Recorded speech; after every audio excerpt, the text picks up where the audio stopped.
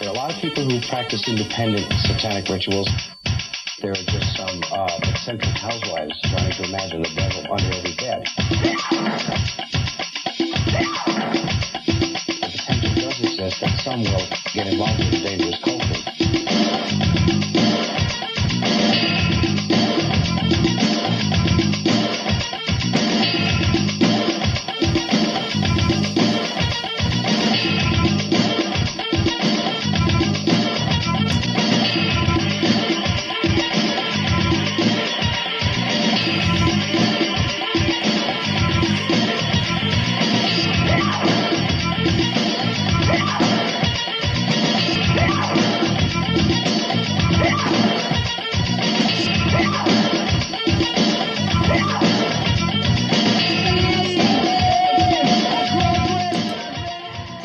In the black room with white candles and two-way mirrors.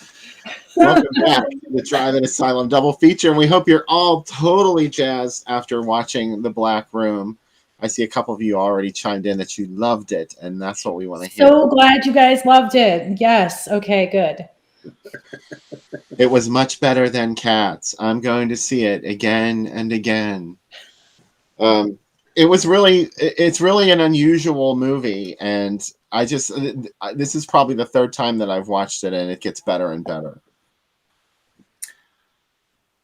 We were talking about too, it's like this time I watched it, I was trying to think like how much were choices made in the movie and how much were choices forced to be made based on budget and how much footage they had.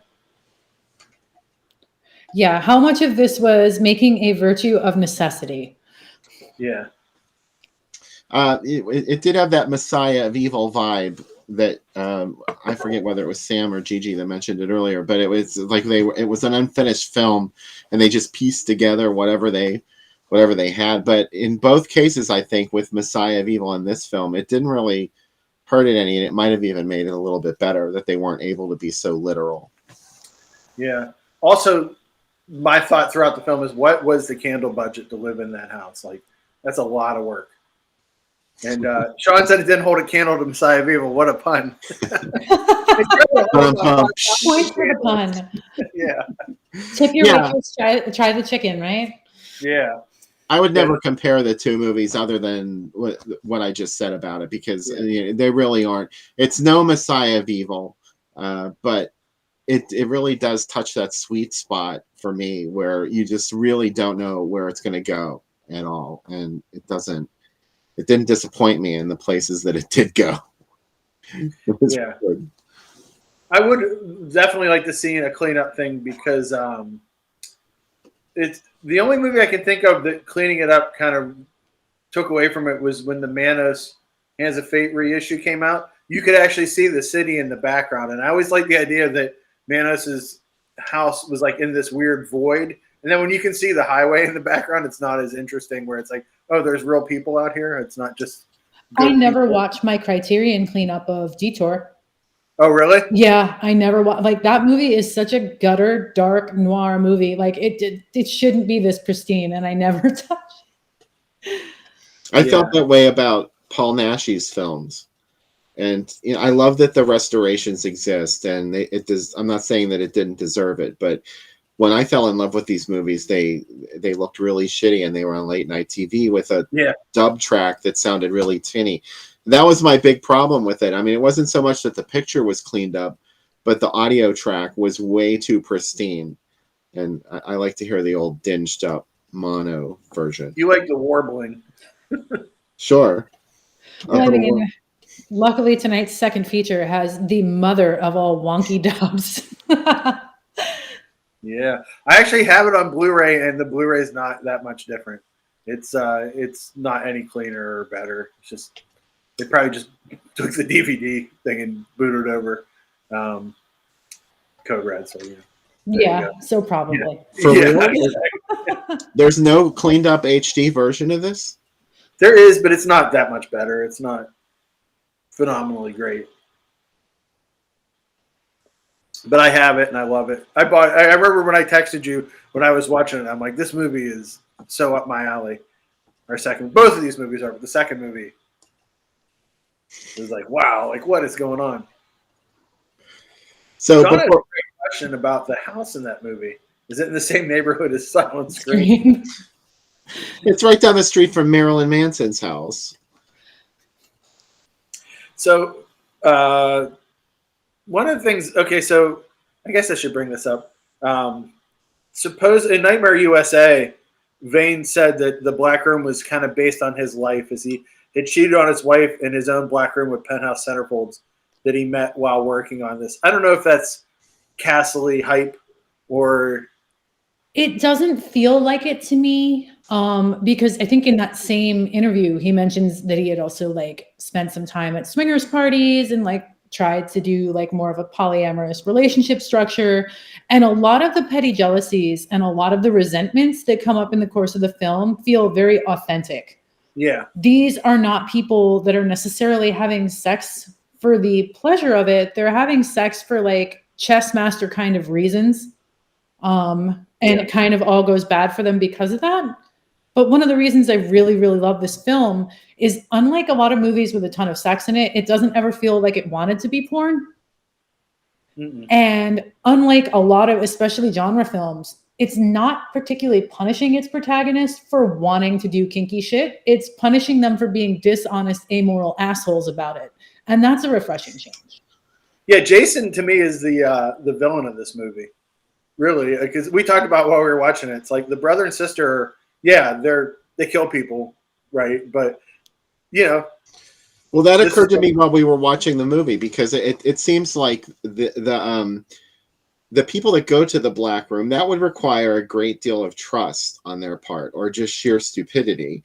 But you know, the movie kind of framed it as if they were all partners in this relationship in some regard. Like that these people would bring their trysts to the Black Room, and then the couple were watching it and getting off on it. But also, it was just sort of like unspoken that these people were already honest with you about all this shit. They wouldn't do anything worse to you, but of course they would. Like maybe the way the movie is saying you should think about these things is, if these people would let you come to their house and screw in one of their rooms, like, you know, there has to be some ulterior motive for it. It's very cynical. It is a very cynical film. It's not like $200 a month isn't a lot of money to get a room to do whatever you want in the Hollywood Hills. You know what I mean? Where those houses are expensive. Something else is happening. And that's the other thing too. If the Sentinel's apartment only costs $400 a month to rent, the Black Room. This is the book. I'm so mad about that. This is the book that we need to write. It's just like floor plans of famous places, like. And Rosemary's Baby, how much does she spend on her? Their apartment's so cheap. And it's like, it's gigantic. It's so big. Yeah, it's absolutely gorgeous. Yeah. I know an entire building of devil worshippers made it that cheap. They've got inside tracks. You know that there's a couple of real estate agents in that group. It's just. Yeah, it's all about the realtors. Yeah. That's the movie. That's the sequel, where it's just devil realtors trying to set up deals to get young girls into the bad situations, so they get hooked up with demon babies that eventually become rock stars. But I think that cynicism that you mentioned is probably why a lot of people kind of take this as a minor grade, like kind of layer some context of the AIDS epidemic into it. Mm-hmm. Of like, you know, the party is over, something is out there that could hurt you. You know, things are a lot darker and a lot more dangerous than they used to be. But I think that's giving this particular movie slightly too much credit, because depending on when it was shot, you wouldn't really have that context. I think it's because it got delayed for so long that it came out like after the epidemic was finally being at least somewhat acknowledged in a larger scale, that people kind of are putting that lens on it. Because in and of itself, I'm not so sure that this movie was that bright. It does seem like it was shot in the 70s, and even like the language that they use in it, where the one young woman introduces her boyfriend, she's like, "This is my old man," and that's not also like the hair and the fashion. Yeah, I like the scene where the first girl that gets in Larry's car, his first question is, "What's your old man do?" It's like, you're trying to pick this girl up to have sex with. It's like having a whole conversation about what her old man does, which is really funny. So Scott brought up Private Parts. This kind of feels like it could live in the same universe as Private Parts a little bit. Yeah, it kind of could. Cheryl. Yeah. Cheryl, the heroine of Private Parts. Cheryl. But yeah, that's the other thing too, is like there is like I'm trying to think of the right way of saying it. It's like the mixing sex and danger is cool, but then like, oh, but the danger is real. Do you know what I mean? Like that these people aren't, you're not just getting to role play within this, like they are killers. And do you know what I mean? Like the danger is real within their home. This has now become a non-consensual scene. This is a real thing. It's gone too far. You should have established a safe word. What the fuck were you doing? They were downright rude. They took advantage of every single person that went into that black room, and they should pay. And I like near the end, she says, the sister says, like, oh, you know, winos, drunks, what have you. Like, it's just such a throwaway of like these people. That to me, like, these people are like just evil vampire yuppies. Like, they're elitists. Yeah. Yes. Yeah, they're destroying the underclass to continue taking their blood and continuing on. And apparently they're $200 rent checks. Which is still like, it's one of those deals where like, is it too good of a deal? Like they're going to let you sleep around in a secret room. Okay, has there ever been a single horror film where too cheap real estate hasn't ended poorly? Yeah. So far, we haven't seen one. Right? I mean, it's the same way as like Amityville. It's like, we can't believe how cheap we're getting this whole house that has a boat dock and everything. The Devil's Candy house is too cheap, has, you know, demonic possession in it. Amityville. Like, can you ever think of like Mira Mira? They move into the house and they get a great deal on it. And that's a mess. Like, is there any movie where like a cheap piece of real estate doesn't lead to death? They needed that $200 rent to pay for the centrifuge they had. They were still making payments on it. Yeah, they're paying for candles. Most people that get a black room, their budget is going to candle budget. And those sweet, you know, disco nightclub light up tables. Oh, those tables are amazing. Like, it's not really a black. When you have 1,000 lights in a room, is it really a black room? That's my big question. Well, that's why they need the 1,000 lights, and it didn't matter because people were still tripping over stuff. Yeah. There's no way, we were talking during the movie, there's no way that he got any decent photographs out of that photo session that he had with his sister. Never mind the implications of doing such a risque photo session with your sister. But that was, and furthermore, he was taking photographs of these people while they were having their trysts in the black room through a piece of glass. So those pictures weren't, and in a room with no light other than candles. Yeah. So those pictures weren't going to be that great either. I don't even think there was any film in that camera. What is the best and most honest relationship in this movie? The brother and sister, probably, or Shooter McGavin and his Shooter McGavin is only lying to himself. Yeah. You know? I love that. We talked about during the movie that his college, he's doing this for a term paper. What professor, like when he presented to the professor's like, this is not what I asked for. This is psychology 101. You didn't have to have your girlfriend sleep with 50 other guys to write your term paper. Yeah. This paper was about Freud. It was not, you didn't have to live Freud. Yeah. So also, like, back, everybody in the chat. Before we go any further, I want to welcome everyone back. Finally, it only took me 15 minutes. Click like on the like button. And if you really love us, love button and share, because that helps get the show noticed and, you know, stops the posts from being buried. You know, I tell people all the time, I don't even care if you watch the show or like the show, just click like on the post, please, because if you don't, nobody sees it. So anyway, back to you, Sam. You were saying. I'm sorry. Yeah, the other thing too about Larry is like I like that he has such the guy line where he's like, well, I wasn't lying about all the things I'm doing. I told you about them. But he told her in a completely different context, misrepresented. But you can see it's such a guy thing where he's like, yeah, I wasn't lying. I was real upfront about everything. And it's like, well, I mean, Larry's an asshole all around because like he has a beautiful wife who wants to do these things with him. And he's like, no, I'm just going to go rent my, you know, slut about room and call it a day. He didn't like it anymore once she knew. He wanted her to not know. Couldn't he just take that $200 and get a babysitter for those horrifying kids? Yeah, like seriously, like hit grandma and grandpa off with some cash and be like, take the kids someplace. Do Send something. them away for if they live out of town. Use that $200 for a plane ticket. Yeah. Send them to stay for a week, and then just do all your stuff with your wife. You don't have to have some woman paint you in the middle of the afternoon. Yeah. Like, and then ride you around like a pony. yeah. I Well, mean, he was full of shit anyway. He just wanted to go slut around, and that's all there was to it. also, But like, only that was like he's the only one who's allowed to slut around, which is where it reaches peak bullshit. When she does it, it's wrong. Right. That's a guy thing too. All over That's the place. What does he do for a living? I can't remember. Like, that gives him time at 1 PM to go get painted up and ridden around like a pony. Like, I got meetings all fucking day. I don't got time for that shit.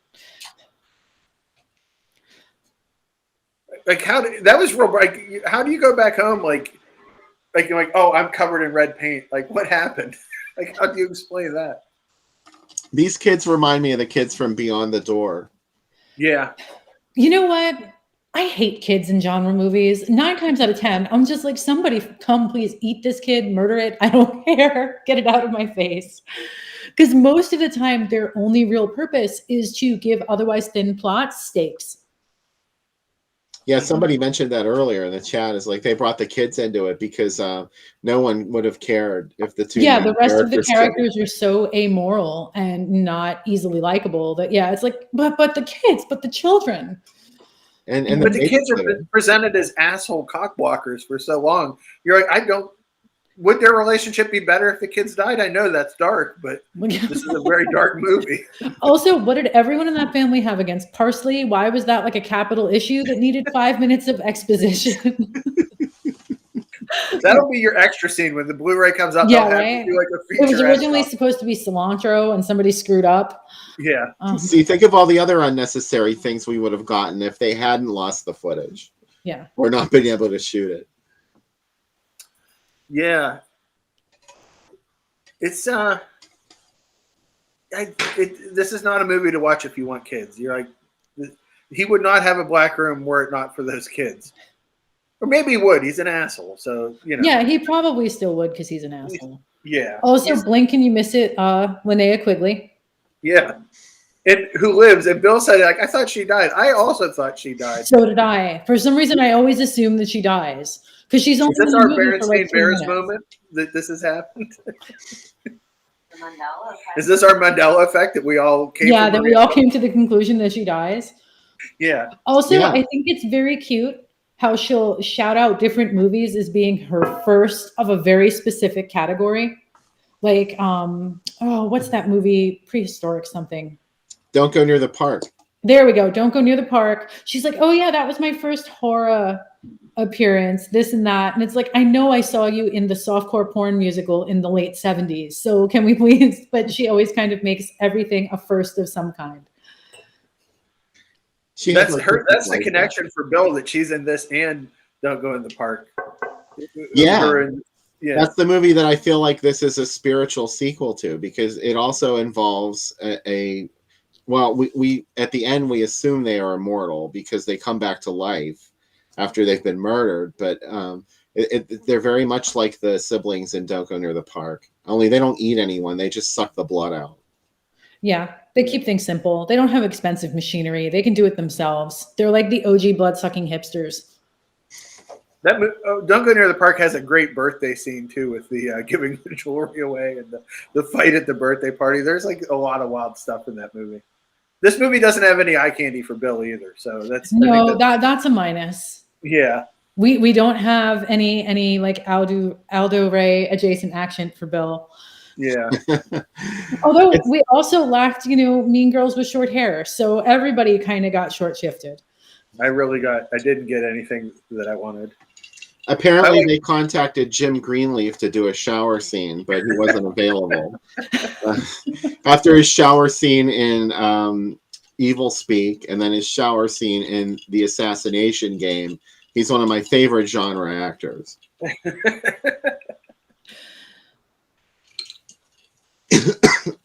Yeah, sometimes we can enjoy movies without prurient things in them. The next movie has Evan Many. Rasmussen. Yes. Yeah. The next movie is just replete with it, and I'm thinking, man, Becca's going to be watching this, and I'm going to have to explain why I love this movie so much. It's not going to be pretty, but you guys can watch it happen, and like right after the movie, when I come back all quiet. Sean correctly identified the only person in the movie that I would have gotten into the truck with, so to speak, and that's the pickup truck driver. Yeah. But that's only because there's nobody else in the movie that really would have fit the bill. So yeah, that's a desert island choice. Like, oh, you're here. You exist. okay, Mr. Truck Driver, that's too dumb to realize that woman is in danger. And these two freaks that come and pull her back. Like, They're everyone like, oh, no. who isn't a principal character in this film is incredibly stupid. Like, yeah, I would give you that. And some of the principal characters aren't that smart. yeah, either. and some of the principal characters are not that bright. However, I do think that t-shirts with the ad circled in red should exist. I would rock the hell out of that. We should make that a thing. Yeah. Someone just might. I like Mike's And it's comment. not even my birthday. I'll die. Don't make me wait till your birthday. Hey, what's in the chat, Bill? I'm gagging on my drink. I apologize. Did you see who's in the chat? Linnea Quigley. Oh, hey, Linnea Quigley. It's nice to see you. We just saw you, and we were really happy that your character survives this movie. Because the first time we all watched it, we thought she died. So yeah, we were all confused on that point. This was kind of a bonus for us, watching it multiple times. So it's very nice to see you. And and I also am a huge fan of your role in Don't Go Near the Park, which I consider this film to be a spiritual sequel to. Yeah. So many questions about this movie. This movie has more questions than answers, again. And the answers to most of them are probably hard drugs. Mm-hmm. Linnea, the answer to every late 70s, early 80s movie. I'd like to know what year this film was shot, Linnea, if you can remember, because we weren't really sure. We thought it looked like it was shot in like 1979, but it wasn't released officially until 1982. So we were wondering. Yeah, if you happen to remember. We are certainly glad that you stopped by, and thank you, Mike, for letting Linnea know. Yeah, that's very cool. We are very happy to have you among us. So what else about the ending of this film was was remarkable, because it just sort of ended. There was nothing really that happens, but they did have that intercut thing where the zombies started walking towards the car. So, yeah, and then the obvious voiceover. Do people like that ever really die? It reminded me very much of like the Barbarella, like angels are dying, like kind of tacked on. Why is that's one of those lines that like would be on the video box, like across the top, like to make people think it was more of like a Contagion zombie type of film. Yeah, I do like the strobe and editing too. Oh, so yes, this was around 1979 and just got held for quite a while. Okay. We thought so because of the language. Everyone referred to their significant other as their old man. Also, hitchhiking is a major plot point, which starts to get less and less common once you get past the 70s. Yeah, that was alarming. I thought I'd get to do a lot of hitchhiking as a kid growing up on 70s TV, and by the time I was 8, it was already gone. So perhaps best for me.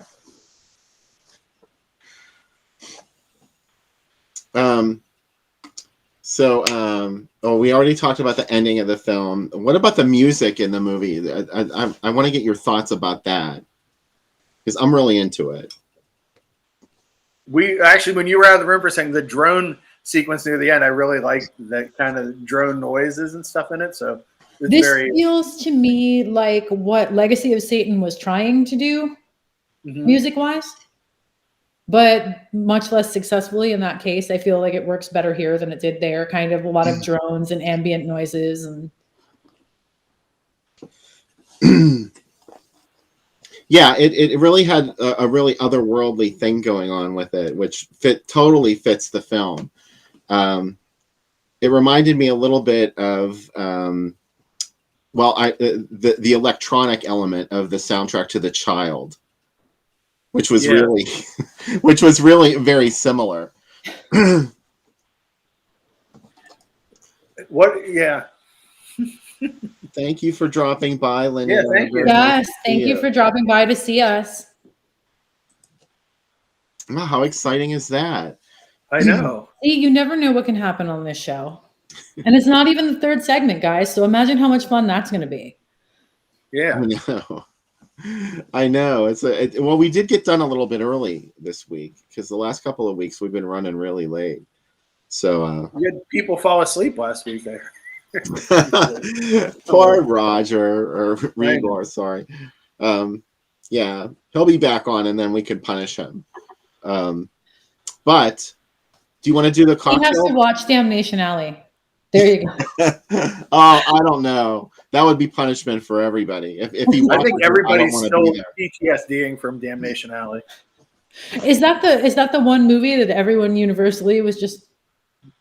Yes. Yeah, like some people don't like The Child, but some people love it. So that's there's some but almost universally nobody enjoyed Damnation Alley and got mad that Damnation Alley was fun. And usually I'm happy when people are mad about not liking a movie because it's a movie I like.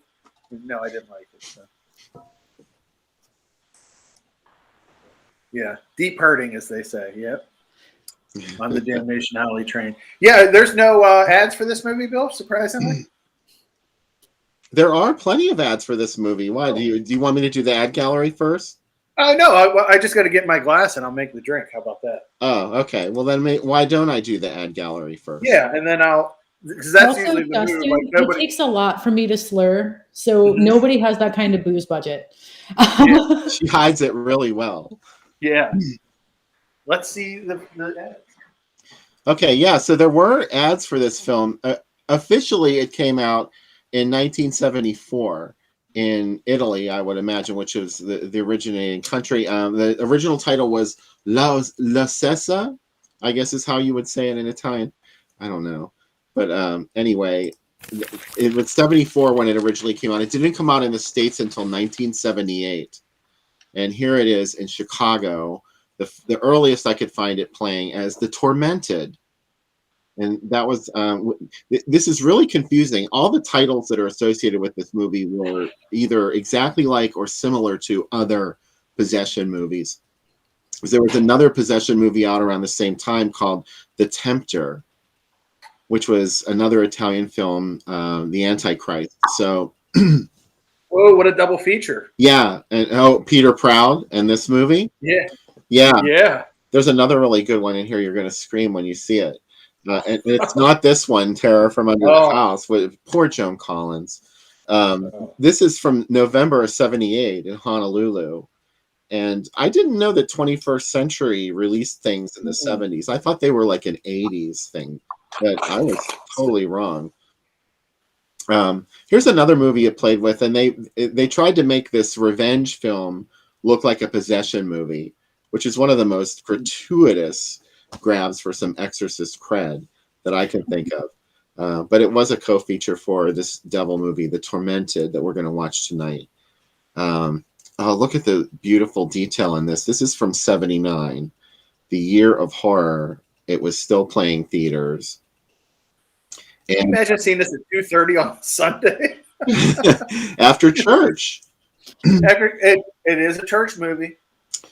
So eventually it resurfaced in 1980 under the title The Eerie Midnight Horror Show, which, I would presume they were trying to make you think that you were going to see something like Rocky Horror Picture Show. The ad, the art indicates that was probably the goal. Yep.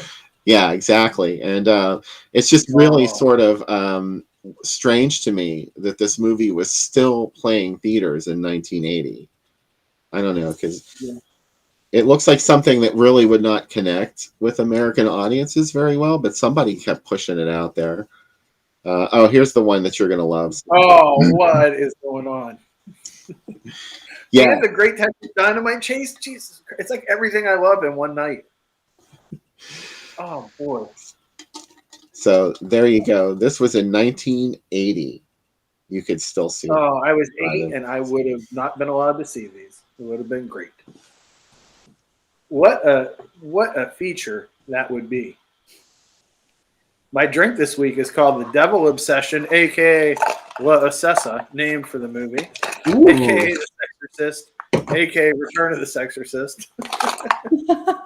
And there is an actual porn movie called The Exorcist, isn't there? Yeah, There is. Released at about that same time, roughly. Yeah, there was also another film that they retitled The Exorcist. Return of the Exorcist, wasn't that the one?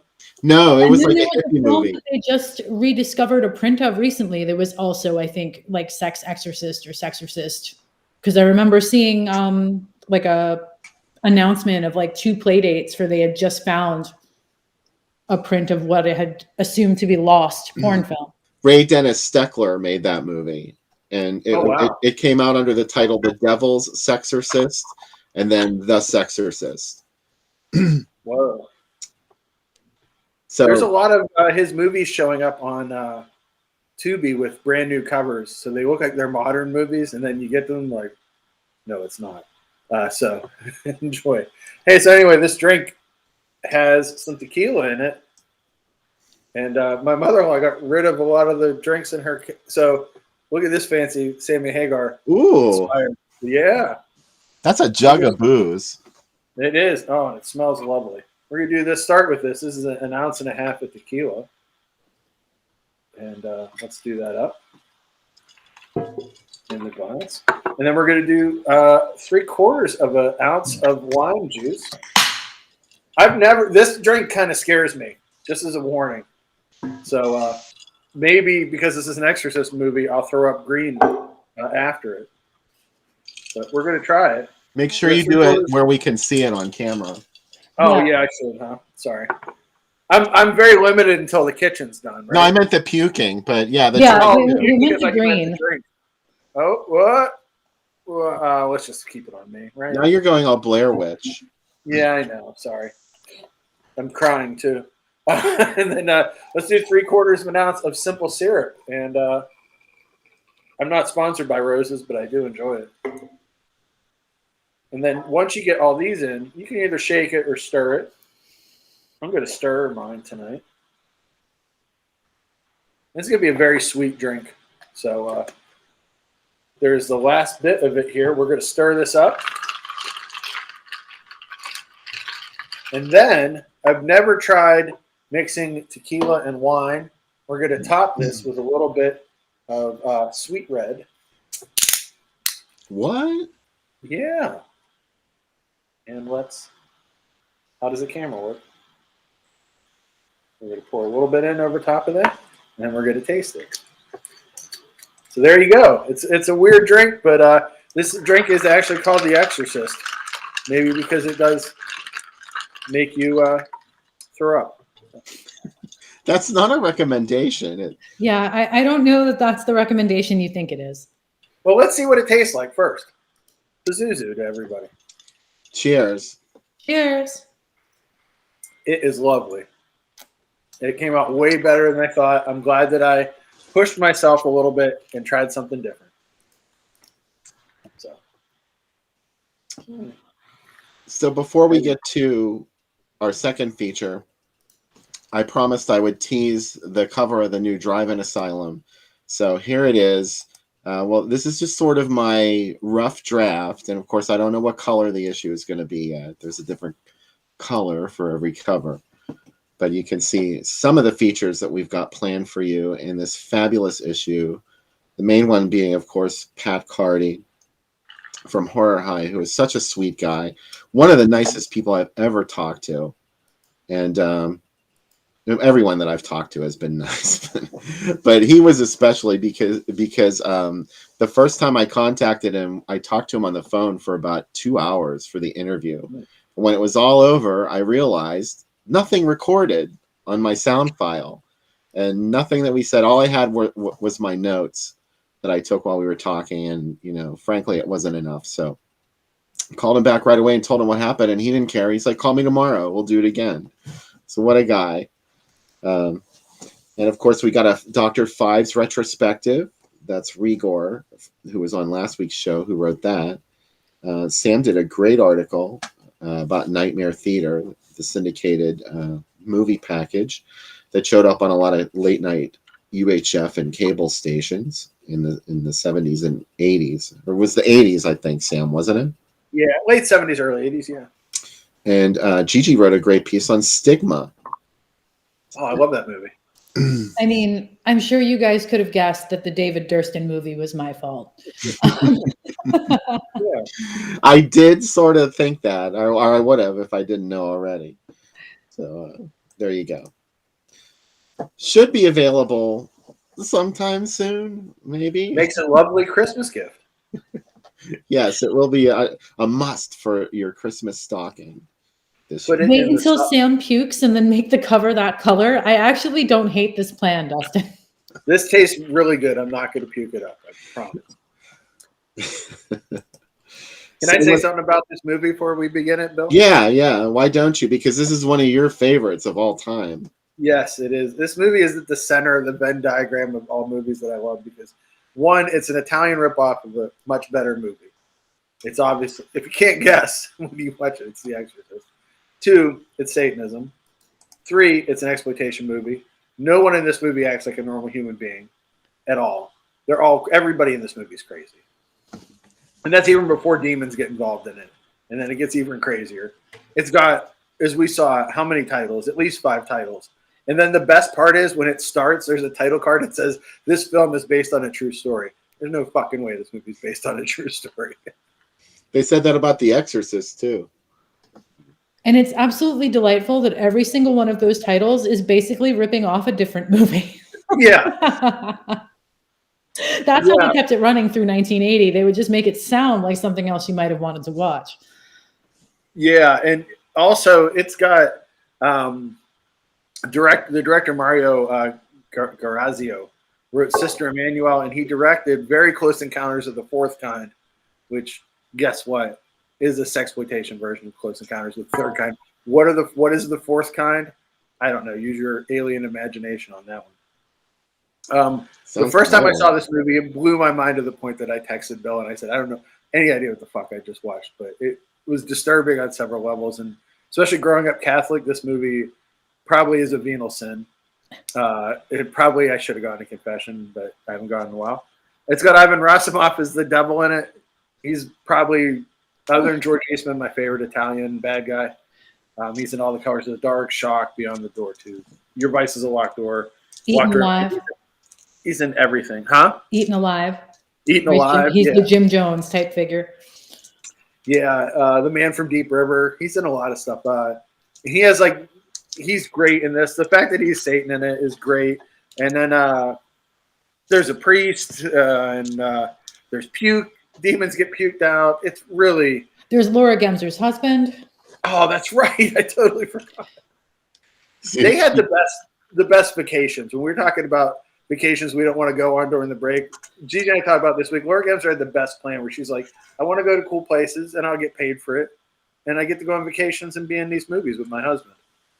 Yeah, which is basically doing it right.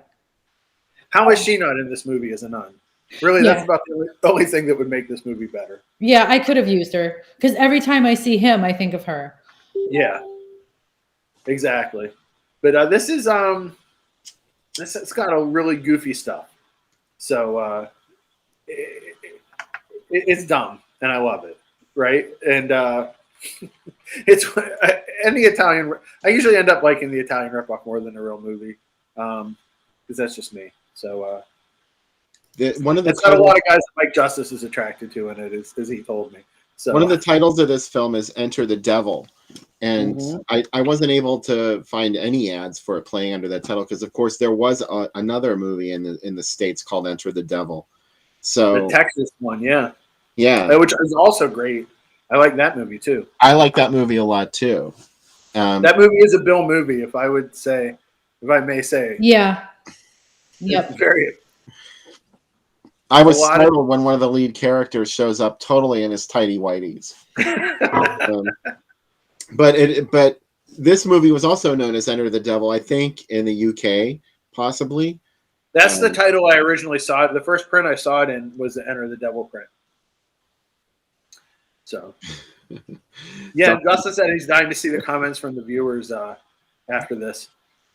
And, I have a confession to make, and this isn't so much a confession as a secret that I was saving up for tonight. I've never seen this movie. What? I have never watched this movie. And I kind of thought that it was another movie, and when I did the trailer, I was like, I've never seen this before. So how exciting is that? It's going to be the first time I ever watched it. This movie taught me if you're an art retoucher, don't ever go to an Italian church. Between this and then in the church, just don't be an art retoucher. Bad stuff happens. Yeah.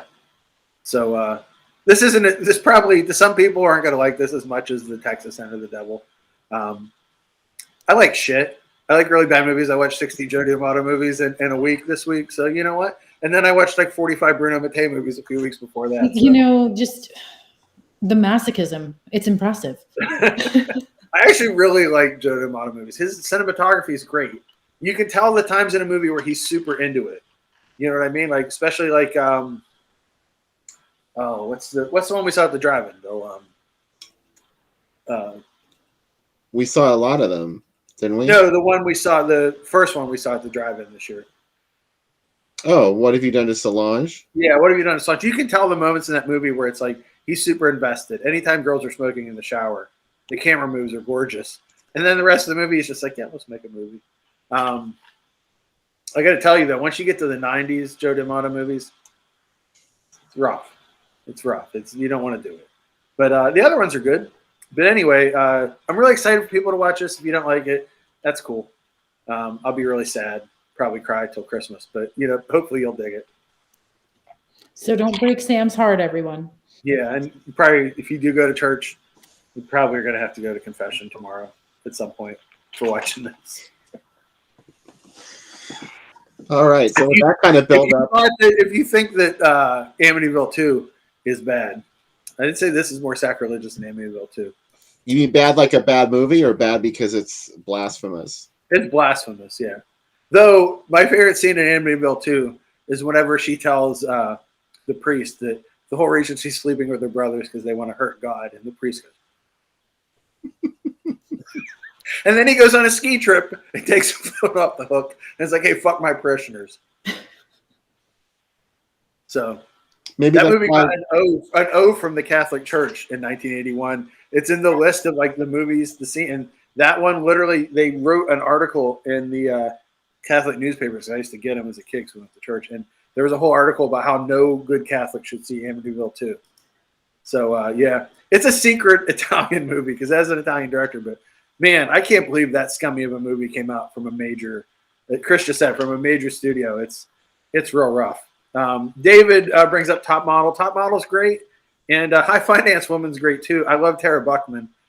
Something that no human being's ever said. She's the lead in Night Killer. And also the second girl with Adrienne Barbeau in Cannonball Run. Jesus, I've seen too many movies. But she did 3 movies with Joe D'Amato, and they're all good. Are they as good as Night Killer? No movie is. Anyway, let's just get to this movie before I drink more wine. Gigi, any comments before we go to the film?